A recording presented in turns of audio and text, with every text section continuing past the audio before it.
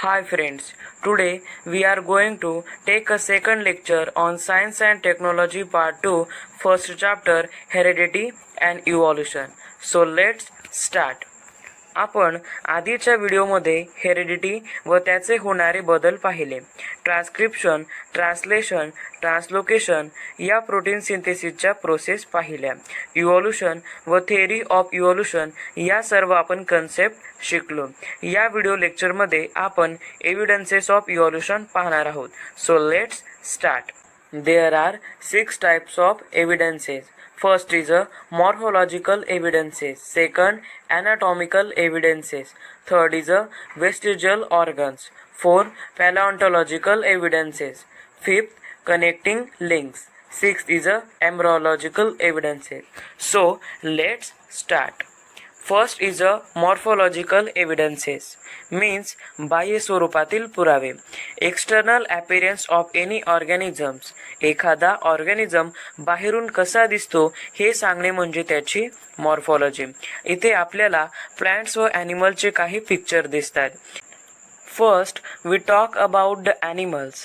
In case of animals, can you see external similarities in external features of these animals?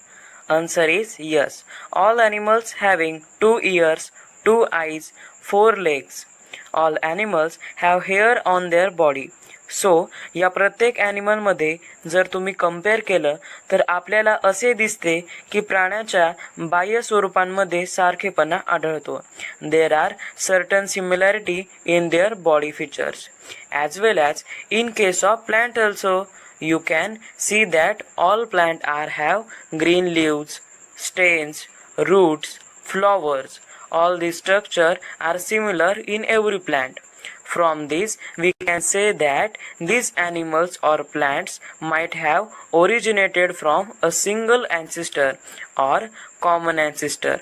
या सगळ्यावरून असं लक्षात येतं की हे जे ॲनिमल्स आणि प्लांट्स आहे त्यांचा ॲन्सिस्टर हा एकच आहे.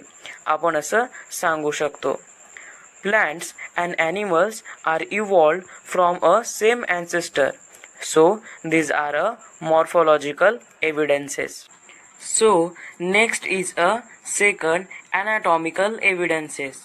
What is anatomy? Anatomy is a internal structure of an organism. Let us see about anatomical evidences. Here in this picture you can see different organs of different organisms. जसं की human hand आहे, फोरलेग of cat आहे, flippers of whale ज्याला आपण पर म्हणतो, four limbs of bat आहे. जर आपण या सगळ्या ऑर्गनचे एक्सटर्नल स्ट्रक्चर जर बघितले, human hand, legs of cat, flippers of whale, four limbs of bat यांच्यामध्ये तुम्हाला सिमिलॅरिटी दिसते का?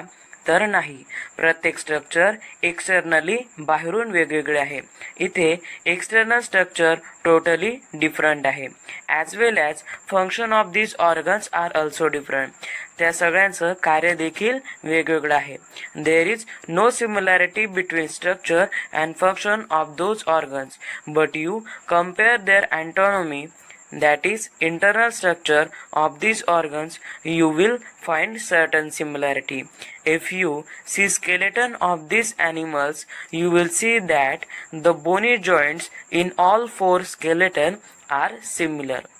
जरी या सर्वांचं एक्सटर्नल स्ट्रक्चर व फंक्शन डिफरंट आहे असलं तरी सुद्धा या सर्वांची ॲनाटॉमी ही सेम आहे की ज्याच्यावरून आपण म्हणू शकतो या सर्वांचा ओरिजिन हा कॉमन आहे. The all have evolved from one common ancestor. So this is a anatomical evidences. Now next is a vestigial organ. These are useless organ. Useless म्हणजे आपल्या बॉडीमध्ये प्रेझेंट आहे but they do not perform any specific function in the body. Okay, अशा ऑर्गन्सना म्हणायचं vestigial organs. हे जे काही organs आहेत ते इतर प्राण्यांमध्ये युजफुल असू शकतात, फंक्शनल असू शकतात. आपले जे ॲन्सेस्टर आहेत यांच्यामध्ये हे ऑर्गन्स होते व ते फंक्शनल असू शकतात, पण इव्होल्यूशनच्या प्रोसेसमध्ये ते युजलेस झाले. डार्विनच्या नॅचरल सिलेक्शन कन्सेप्टनुसार नेचर डिसाईड करतो की कोणते which organs going to survive or and which organs going to die. म्हणजे कोणते हे टिकतील व कोणते ऑर्गन्स नष्ट पावतील. इन्व्हायरमेंटनुसार ज्या ऑर्गन्समध्ये युजफुल व्हेरिएशन आहेत ते सर्वाईव्ह होणार व ज्यांच्यामध्ये हार्मफुल व्हेरिएशन आहे ते नष्ट पावतील. या प्रोसेसला जास्त कालावधी लागतो. असेच काही एक्झाम्पल पाहूयात. Vestigial organs are present in humans. Example, appendix, which is useless to humans, are useful in ruminants. जसे काऊ, बफेलो हे आहेत ते जेव्हा चारा खातात त्यांचं चारा खाल्ल्यानंतर ते बसून ते डायजेस्ट करत असतात, चावत असतात व त्यांच्यासाठी हे अपेंडिक्स युजफुल आहे. Example second is muscles of ear pinna, which is useless to humans, are useful in monkeys for movement of ear pinna. These are vestigial organs. Others are tailbone, आपण त्याला माकड हाड असं म्हणतो, विजडम टीथ, अक्कल दाढ, body hairs, केस. हे जे आहेत ते असे वेस्टिजियल ऑर्गन्स आहेत. These are vestigial organs. Next evidences is fourth paleontological evidences. What is paleontology? Means study of fossils. What is fossils? These are remnants and impressions of organisms that remain preserved underground. You have studied about fossils in the previous standards. Fossils कसे form होतात ते आपण पाहूयात. Due to natural calamities, जसं की earthquake असेल, flood असेल, व्हॉल्कॅनो असेल, अशा नॅचरल कॅलॅमिटीजमुळे काय होतं, जे अर्थवरचे ऑर्गॅनिझम्स आहेत, अर्थच्या सरफेसवरचे ऑर्गॅनिझम्स, मग ते अगदी प्लॅन्ट असतील, ॲनिमल असतील, इन्सेक्ट्स असतील, okay, they will get buried at the bottom of the earth. काही नॅचरल आपत्तींमुळे ते सगळे ऑर्गॅनिझम्स अर्थच्या सरफेस खाली बुजले जातात आणि त्याच्यापासून पुढे फॉसिल्स फॉर्म होतात. स्टुडंट्स, हे लक्षात ठेवा की सगळ्याच बुजल्या गेलेल्यांचे फॉसिल्स फॉर्म होत नाही. It requires certain temperature and pressure.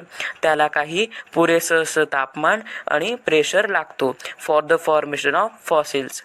आता हे झालं अबाउट फॉर्मेशन ऑफ फॉसिल्स. हे तुमच्या लक्षात आलं असेल ते कसे फॉर्म्ड होतात ते. ओके, आता या फॉसिलचं यूज करून इव्हॉल्युशन आपण कशी एक्सप्लेन करू शकतो ते पाहूयात. आता तुम्हाला सगळ्यांना माहिती आहे organisms body is made up of carbon. आपली जी बॉडी आहे ऑर्गॅनिझमची तर ती कार्बनपासून बनलेली आहे. The main constituent of the body is carbon. आता हे ऑर्गॅनिझम्स जेव्हा बरीड होतात, जमिनीखाली दबले जातात, तेव्हा त्यांच्यामधला जो बायोडिग्रेडेबल म्हणजे जो कुजलेला पार्ट असतो, म्हणजे कुजू शकतो असा पार्ट, जसं की स्किन असेल, फ्लेश असेल, हे सगळे पार्ट्स बायोडिग्रेडेबल होतात, बायोडिग्रेड होतात. उरतात ते फक्त बोन्स. आता बघूयात carbon consumption of animals and plants stops after death. Plant किंवा ॲनिमल यांचं जे कार्बन कन्झप्शन असतं हे त्यांच्या डेथनंतर बंद पडतं. आणि since the only decaying process, decaying म्हणजे कुजण्याची, सडण्याची प्रोसेस आहे, तिला आपण C14 असं म्हणतो. हा कार्बनचा एक आयसोटॉप आहे. C14 occurs continuously. त्याच्यानंतर कुजण्याची ही प्रोसेस सुरू होते आणि जसा जसा टाइम पास्ट होत जातो तर त्या ऑर्गॅनिझमला मरून किती टाइम झाला हा आपण कॅल्क्युलेट करू शकतो. C14 हा आयसोटॉप आहे. हा त्या मेलेल्या बॉडीच्या मध्ये प्रेझेंट आहे. त्याची रेडिओ किती आहे ते व C14 व C12 हे जे आयसोटॉप आहे कार्बन यांच्यातलं शरीरातलं प्रमाण हे आपण मोजून त्या फॉसिलची एज डिटरमाइन करू शकतो. यालाच कार्बन डेटिंग मेथड असं म्हणतात. पॅलिओन्टॉलॉजी व अँथ्रोपोलॉजी या डिपार्टमेंट ज्या आहेत त्या age of human fossil determine करण्यासाठी वापरल्या जातात. इथं आपल्याला तुम्हाला चित्र दिलं आहे, एक पिक्चर आहे.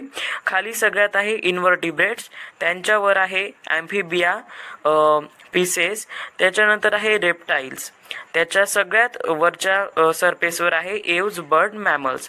इकडे या साईडला दिलेला आहे जो सगळ्यात वरचा सरफेस आहे तो आहे सिनोझोइक एरा, त्याच्यामधला मिसोझोइक एरा व त्याच्या खाली आहे पॅलाझोइक एरा. असे हे एरा दिलेले आहे. Next evidences is connecting links. Some plants and animals show some morphological characters by which they can be related to two different groups. Hence, they are called as a connecting links. अनेक असे वनस्पती व प्राणी असतात जे morphological characters show करतात. त्यावरून हे माहीत होतं की ते दोन वेगवेगळ्या ग्रुपशी रिलेटेड आहे. त्या दोघांमध्ये काही कनेक्शन आहे. त्याला कनेक्टिंग लिंक असं म्हणतात. एक्झाम्पल आहे in Peripatus characters like segmented body thin. इथे आपल्याला तुम्हाला पिक्चरमध्ये पेरिपेटसचं पिक्चर दिसत आहे. त्याला एक सेगमेंटेड अशी रेषांची बॉडी आहे. थिन क्युटिकल ते तुम्हाला पायासारखं दिसत आहे. ती क्युटिकल्स आहेत. अँड पॅरापोडिया लाईक ऑर्गन्स त्याला असतात आर प्रेझेंट. सिमिलरली दिस ॲनिमल्स शो ट्रॅच्युअल रेस्पिरेशन. आपण माणूस जसं ट्रॅच्युअल रेस्पिरेशन करतो आणि त्याला ओपन सर्क्युलेटरी सिस्टीम असते आर्थ्रोपॉडसारखी. आपल्या माणसासारखं ते ट्रॅच्युअल रेस्पिरेशन करतं व त्याला ऑर्थोप्रॉडसारखी ओपन सर्क्युलेटरी सिस्टीम असते. This indicates that Peripatus is connecting link between Annelida and Arthropoda. जे पेरिपेटस आहे त्याला ट्रॅच्युअल रेस्पिरेशनची कॅरेक्टर लाभलेलं आहे व त्याला ओपन सर्क्युलेटरी सिस्टीम पण आहे. तेच इंडिकेट करतं की हे पेरिपेटस जे आहे ते ॲनेलिडा आणि आर्थ्रोपोडा यांच्या बिटवीन कनेक्टिंग लिंक आहे. Similarly duck billed platypus. तुम्हाला फर्स्ट पिक्चरमध्ये दिसत आहे डक बिल्ड प्लॅटिपस. ते काय करतं तर रेप्टाईलसारखं अंडे देतं but shows relationship with mammals due to presence of mammary glands and hairs. त्या डकबिल प्लॅटिपसला मॅमरी ग्लँड्स असतात आणि हेअर्स असतात. ते कॅरेक्टर कोणाशी सिमिलर आहे तर मॅमल्स. आणि ते अंडे देतं तर ते कोणाशी सिमिलर आहे रेप्टाईलशी. म्हणून हे डक बिल्ड प्लॅटिपस जे आहे ते रेप्टाईल्स आणि मॅमल्स यांच्यामध्ये कनेक्टिंग लिंक आहे. पुढे आहे lungfish. Lungfish performs respiration with lungs irrespective of being fish. ते फिश नसून सुद्धा फिशसारखं रेस्पिरेशन परफॉर्म करत असतं. This example indicate that mammals are evolved from reptiles and amphibians from fishes. त्याच्यावरून आपल्याला हे लक्षात येतं की मॅमल्स हे रेप्टाईल्सपासून इव्हॉल्व्ड झाले आहे आणि ॲम्फिबियन्स हे फिशेसपासून. हे झालं connecting link evidences. Now next is a sixth evidences embryological evidences. Embryo म्हणजे काय तर early stage of development of a multicellular organisms. सगळ्यांना माहीत आहे की आपली डेव्हलपमेंट एका सिंगल सेलपासून होते.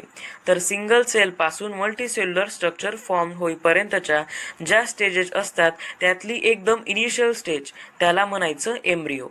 आपण सुद्धा एक मल्टीसेल्युलर ऑर्गॅनिझम्स आहोत. आपलं हे जे डेव्हलपमेंट आहे ते एका युनिसेल्युलर ऑर्गॅनिझमपासून झालेलं आहे. तर जे सिंगल सेल असतात त्यापासून मल्टीसेल्युलरमध्ये रूपांतर जे होत असतं त्याच्यामधलं जे इनिशियल स्टेज असतं सुरुवातीची जी पायरी असते त्याला म्हणायचं एम्ब्रियो. नंतर जसे जसे त्याचे ऑर्गन्स हे वाढत जातात त्याला म्हणतात फिटस. या एम्ब्रियोचा स्टडी ज्या डिपार्टमेंटमध्ये केला जातो त्याला म्हणायचं एम्ब्रियोलॉजी. इथे तुम्हाला जे पिक्चर दिसतंय त्यामध्ये वेगवेगळ्या ऑर्गॅनिझमचे एम्ब्रियो आहेत.